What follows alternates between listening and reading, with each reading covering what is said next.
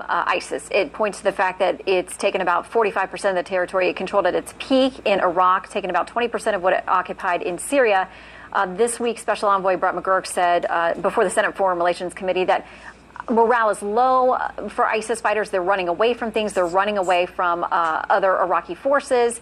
But at the same time, he acknowledged that there are people who are able to be inspired, whether directed or not, but inspired. As you mentioned, here's a bit about what he said about those who don't even need direct contact to get the motivation they need.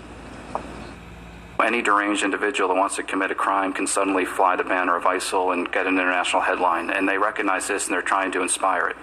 So I think the risk of that is something that is very much with us, will be with us for a long time. How do we get at that, Chairman? How do we get at that issue of inspiration by somebody who's alone in a chat room, as you said, miles away?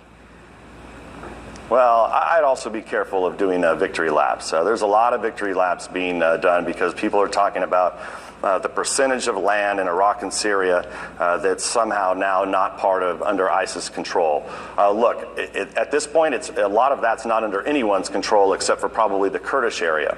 And like I said, this is not, when you look at ISIS as a problem, if you're only looking at Iraq and Syria like this administration is trying to do, you haven't even identified the problem or the problem set. I mean, ISIS just conducted a massive attack in Bangladesh.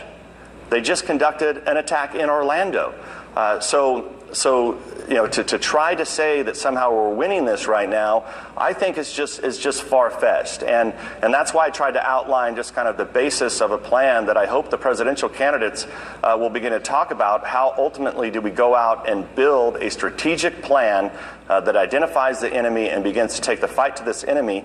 Because I'm afraid that these attacks are going to become the norm globally.